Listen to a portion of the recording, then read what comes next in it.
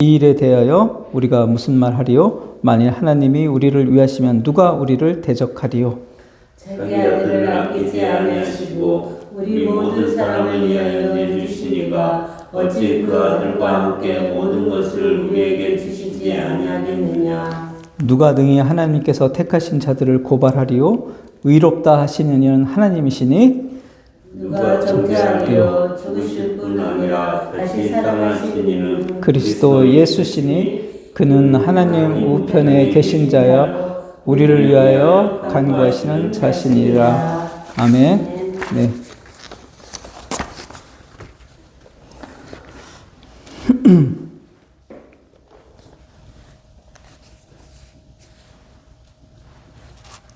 자, 우리가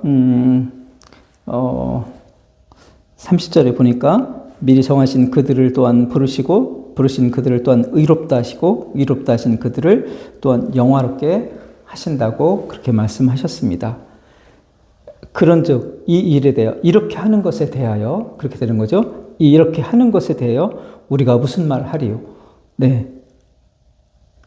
만일 하나님이 우리를 위하시면 누가 우리를 대적하리요? 네. 하나님의 계획이 이런 계획을 갖고 계신 거예요. 그 선택한 자에게 그렇게 하신다는 것입니다. 그러면 이 뜻을 누가 거슬릴 수 있겠는가? 그죠? 하나님이 그렇게 택하신 자들을 그렇게 해 나가시겠다고 그렇게 합니다. 그러면 그거를 누가 대적할 수가 있습니까?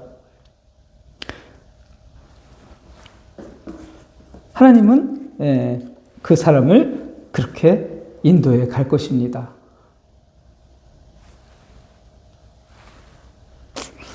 그러려면은 그리스도를 보내주셔야 되겠죠, 이 땅에. 그리고 또 그것을 합당하게 믿는 자들을 하나님은 존재하게끔 만들어야 될 것입니다. 그래서 그렇게 하시는 방법에 대해서 32절에 보니까 자기 아들을 아끼지 아니하시고 우리 모든 사람을 위하여 내주신 이가, 네, 그렇죠? 우리를 위해서 내주셨어요. 어찌 그 아들과 함께 모든 것을 우리에게 주시지 아니하겠느냐, 그렇죠? 아들을 내주시는 것뿐만 아니라 모든 것을 우리에게 주시지 아니하겠냐 해서, 모든 것은 그러면 뭡니까? 모든 것은 어떤 물질적인 걸 생각하면 안 됩니다. 여기서의 모든 것은 모든 것을 주시지 않겠냐는 것은 우리가 그렇게 의롭게 되기에 합당한, 그죠? 영화롭게 되기에 합당한 그 모든 것을 우리에게 주시지 않겠냐는 뜻입니다. 그리스도를 내주셨죠? 그럼 그것으로 끝나는 게 아니죠. 그 믿음을 온전히 가져야 되잖아요. 그죠? 예수 그리스도를 믿는 믿음을 온전히 가져야 되고 그것이 죽는 날까지 지켜져야 되는 그런 과정이 우리 안에 있잖아요. 그것마저도 하나님께서 그 사람들에게 주시겠다는 거죠. 믿음을 선물로 주시겠다는 겁니다. 그리고 그의 인생을 그 믿음 속에 거하도록 그렇게 인도하시겠다는 그렇게 선언이십니다. 그러니까 그리스도만 내줬다고 해서 끝나는 게 아니에요. 또 성령을 통해서 그분이 정말로 구원자임을 우리가 발견하게 하고 또 그분의 하나님의 뜻을 따라서 그분을 믿을 수 있는 지혜와 지식을 말씀을 통해서 우리에게 공급해 주시겠다. 그것이 바로 그 구원의 모든 것이 되는 거죠. 구원의 모든 것을 주시겠다. 아시겠죠? 네, 모든 것은 모든 금은 보화를 주겠다는 뜻이 아닙니다. 의롭게 되고 영화롭게 되기에 위한 합당한 모든 것을, 아시겠죠? 그리스도와 그리스도를 믿기에 합당한 모든 것을 우리에게 허락해 주시겠다. 그렇게 이야기를 해주고 있습니다.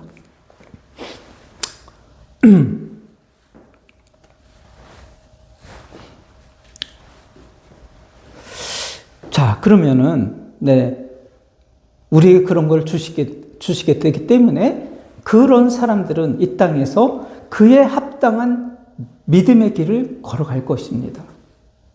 아시겠죠? 그에 합당한. 우리 로마서 잠깐 5장 한번 볼게요. 로마서 5장.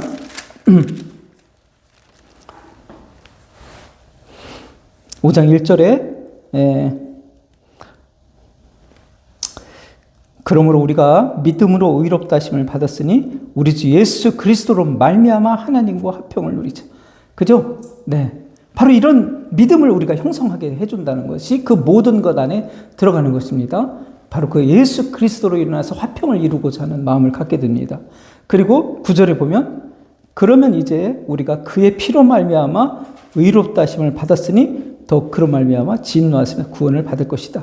그러니까 그의 피로 말미암아 의롭다 하심을 얻는 이 확신 속에 우리가, 이 진리 속에 우리가 거하게 된다는 거죠.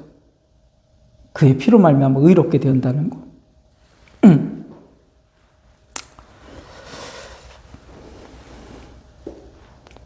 우리가 그런 것을 어떻게 그럼 우리가 현상에서 경험할 수가 있습니까? 일단은 우리가 세상에 많은 종교가 있잖아요. 그죠?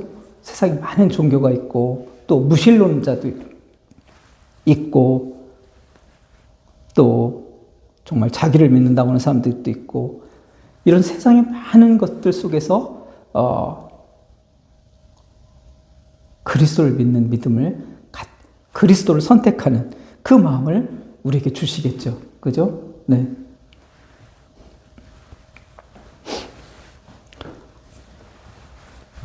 근데 이 예수 그리스도를 구원자로 받아들이는 믿음에서도 우리가 하나의 단계가 또 있습니다.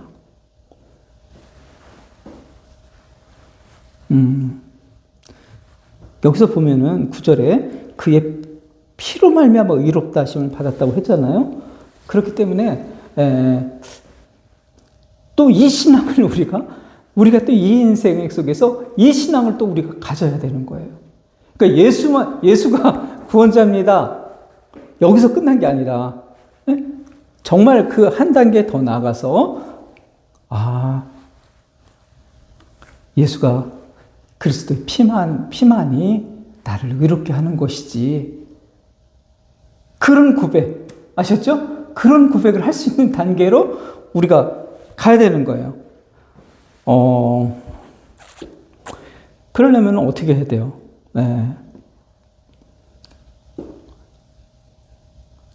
내가 신앙생활을 하는 중에서 발견해야 될 가치는 뭐예요? 끊임없는 예수님의 피의 가치. 그걸 발견해 나가야 된다는 것이죠. 내 자신의 어떤 행동이나 내 자신의 어떤 경건함, 그 가치를 발견해 나가면 안 된다는 겁니다. 무슨 얘기인지 아시겠죠? 예. 그 가치를 발견해 내가서 그것을 의지하게 되면 우리는 여기서 또 두 번째 단계에서 탈락이 되는 거예요. 첫 번째 예수님을 발견하는 데까지는 합격했어요. 두 번째, 끝까지 예수님의 은혜의 보혈을 의지하는 그 단계까지로 끝까지 가야 되는 거예요. 신앙생활의 방향과 목표가.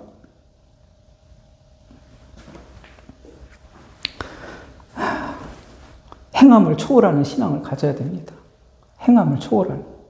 행함을 완전히 개 망나니처럼 살라는 것이 아니라 우리가 아무리 멋지게 열심히 산다 하더라도 그 가치를 인정하지 않는 신앙으로 가야 된다. 그게 행함을 초월한다는 거예요. 아시겠죠? 네. 사도 바울이 자신을 죄인 중에 괴수라고 생각했잖아요. 그 신앙으로 가야 돼요. 그럴 때만이 그의 피를 끝까지 의지하는 그런 신앙으로 우리가 갈 수가 있다는 것입니다. 그래서 우리 로마서 다시 보면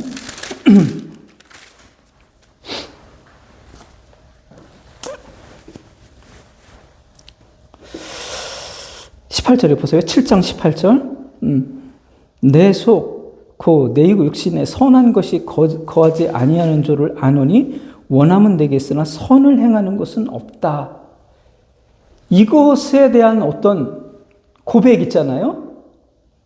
내가 율법의 기준에서 볼 때는 선을 행할 수 있는 게 없다. 하나님을 기쁘게 할 수 있는 것이 없다. 내 자체로는. 아시겠죠? 이것을 끊임없이 내가 인정하고 나아가는 그런 모습이 너무 필요합니다. 당신 이렇게 기도도 안 하고 11조도 안 하고 이렇게 예배 참석도 일주일에 서너 번씩 안 하고 당신이 그게 믿음이 있습니까? 이런 도전을 여러분들이 극복할 수 있어야 돼요. 그건 뭐예요? 그 사람 자신의 신앙을 보라는 거 아닙니까? 그죠? 너 행동을 하는 신앙을 봐. 네가 구원받을 만한 자격이 있어? 이렇게 나가는 거 아니에요. 그죠? 이런 것을 내가 극복할 수 있는 힘이 있어야 됩니다. 구원은 내가 예수 그리스도의 피의 은혜로만 구원을 받는다. 내 행위를 의지할 수 있는 것은 없다. 아시겠죠? 내가 신앙생활을 하는 것은 그 은혜를 더 풍성하기 위한 그 목적 하나이다. 당신이 나의 신앙을 자꾸, 나의 행동을 자꾸 보게 하는 거, 이것이 바로 미혹의 영에 사로잡힌 모습이다. 여러분들이 그렇게 얘기할 수 있는 그런 마음이 있어야 된다는 거죠. 신앙생활을 하면서.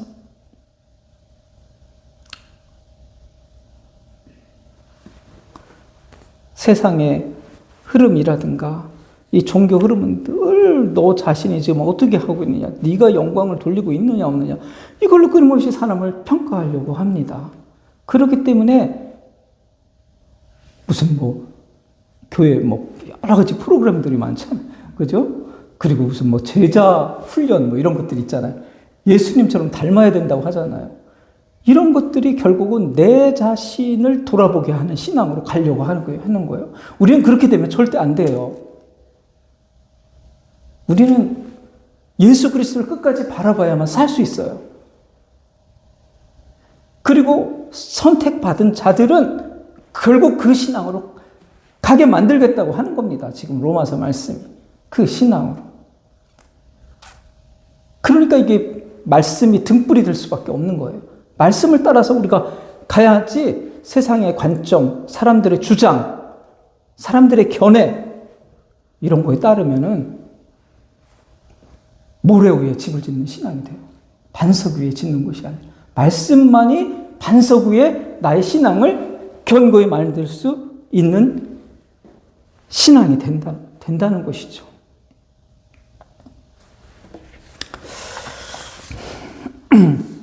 우리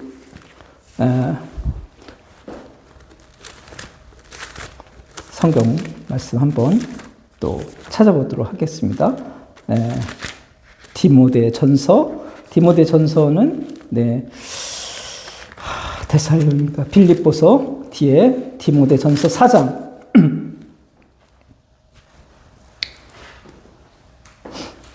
4장 찾으셨나요? 디모데전서 4장 한번 보도록 하겠습니다. 4장 1절 디모데전서 4장 1절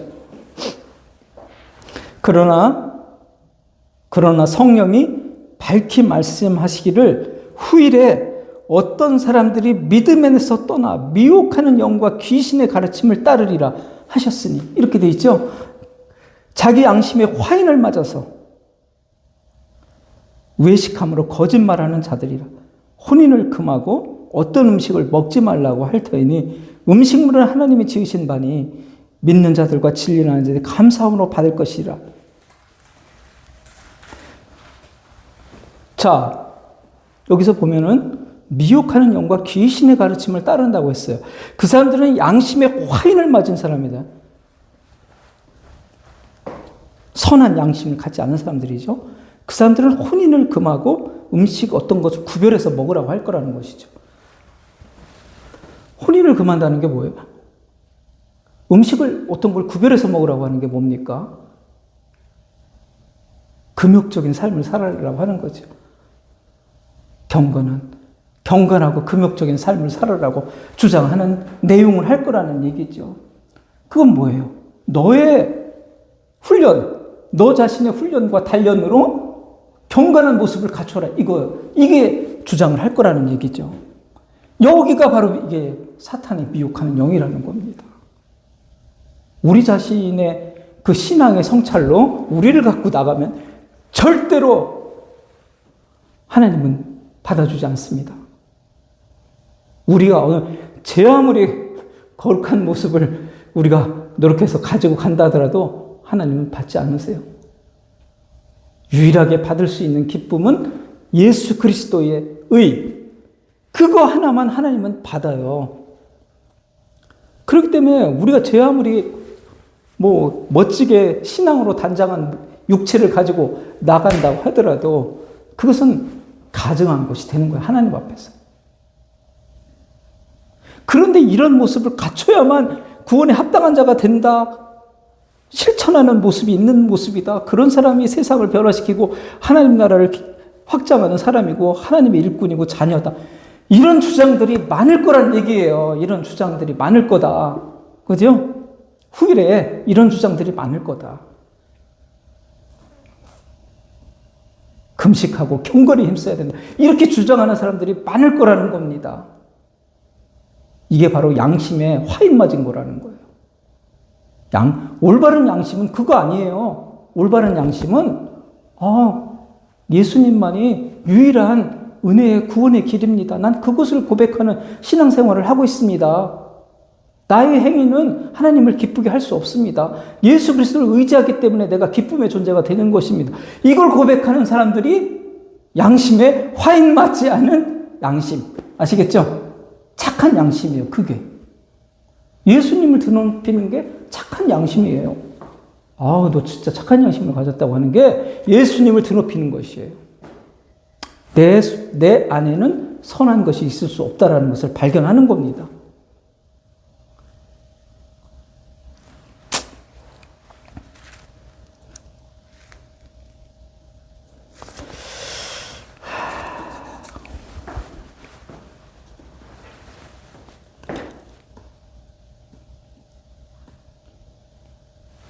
그래서 지금 내 마음이 어떤 상태인가? 정말 나는 부족하고 그렇지만 그리스도의 의 때문에 너무나 기쁘고 감사한 신앙생활을 하고 있다. 난 거기에 모든 믿음의 근거를 다 거기에 둔다. 이렇게 고백하고 있는가? 그죠? 선한 양심을 가지라고 할 땐 바로 그걸 고백하고 있는가를 묻는 거예요.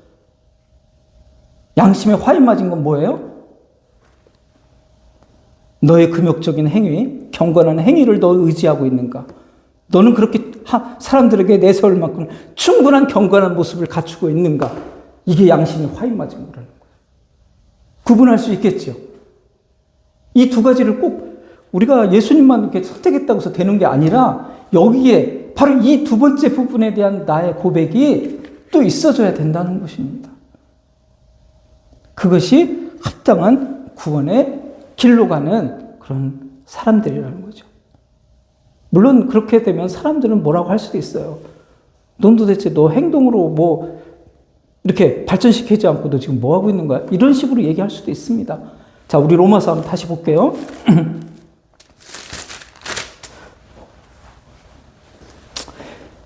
자, 그래서 뭐예요? 오늘 우리가 33절에 누가 능히 하나님께서 택하신 자들을 고발하리요 의롭다 하시는 이는 하나님이시니 바로 이 마음을 꼭 가져줘야 돼요. 사람들이 아무리 뭐라고 해도 거기 흔들면 안 됩니다. 의롭다, 예수 그리스도를 통해서 의롭다 하시는 이는 하나님이에요. 그러면 하나님이 말씀에서 주시는 신앙으로 나를 무장해야 됩니다. 세상이 아무리 뭐가 좋은 신앙이다, 뭐가 깊은 신앙이다, 뭐가 독실한 신앙이다 이렇게 얘기해도 거기에 현혹되면 안 됩니다. 내가 그리스도를 정말 높이고 있는 그 보혈을 의지하는 신앙 속에 있는가를 보면서 나는 그거면은 세상에 어떤 사람들이 뭐라 해도 나를 고발한다 할지라도 나는 거기 흔들리지 않는다. 하나님께서 인정하신 신앙이 그건데 내가 왜 흔들려야 됩니까? 사람의 말. 그죠? 자, 34절에 그런 신앙을 누가 정죄하겠습니까? 죽으실 분 아니라 다시 살아나시는 그리스도 예수시니 그는 하나님 우편에 계신 자요 우리를 위하여 간구하시는 자예요. 그분께서 간구하면서 보증하고 있는 신앙이라는 것입니다. 바로 그리스도를 의지하는 신앙이 바로 그분께서 보증하시는 신앙이에요. 하나님 우편에 있어서. 그렇기 때문에 이 당시에도 율법주의자들한테 끊임없는 공격을 받았잖아요.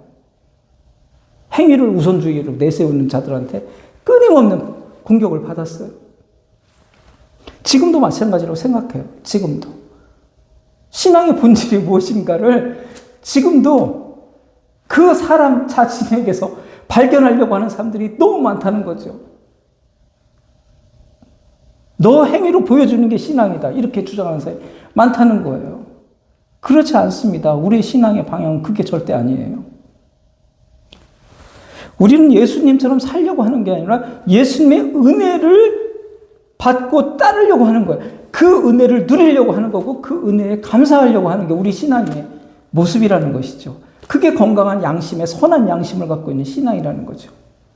예수님의 가치보다 더 큰 게 없는데 그 행위를 내세우는 게 과연 양심적인 거예요? 완전히 비양심적인 거지. 그죠? 그렇게 성경은 얘기해, 디모데에서. 그게 비양심적인 것이다. 예수님의 가치를 높이지 않는 너의 모습이, 너의 행위를 자랑하는, 난 결혼도 안 했습니다, 평생. 나는 식물만 먹었습니다. 이게 양심의 화인 맞은 신앙. 그러니까 나 하나님 받아주세요. 이게 완전히 버릇없는 신앙이라는 거죠. 아들을 내어주신 그 사랑 앞에서 무엇을 우리가 내세울 수 있겠습니까?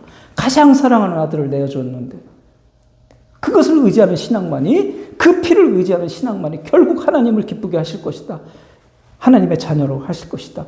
그렇게 우리에게 방향을 알려주고 있는 그런 말씀입니다. 그래서 우리가 이 신앙을 위해서 끊임없이 말씀과 함께 나가야 되는 그런 모습이 우리의 신앙이고, 이 신앙의 방향을 확신하고 살아가는 여러분 되시기를 축원합니다. 기도하겠습니다. 사랑이 많으신 하나님 아버지, 정말 저같이 부족하고 우리와 같이 연약한 자를 하나님은 선택하시고 또 성경 말씀을 통해서 그 진리의 빛을 알려주시고 확신케 하시니 참으로 감사합니다. 나를 의롭게 하는 것은 나의 행위를 돌아보는 것이 아니라 그리스도의 십자가의 은혜를 늘 생각하는 것이라는 것을 오늘 말씀을 통해서 우리가 생각해 봅니다. 하나님, 이 믿음으로 우리의 신앙을 정말 선한 양심이 있는 신앙으로 끝까지 우리가 걸어가서 정말 하나님의 상속자로서 그 영화를 누리는 그 복된 삶을 맞이할 수 있도록 늘 지켜주시고 인도하여 주시옵소서. 감사드리며 예수님의 이름으로 기도드립니다. 아멘.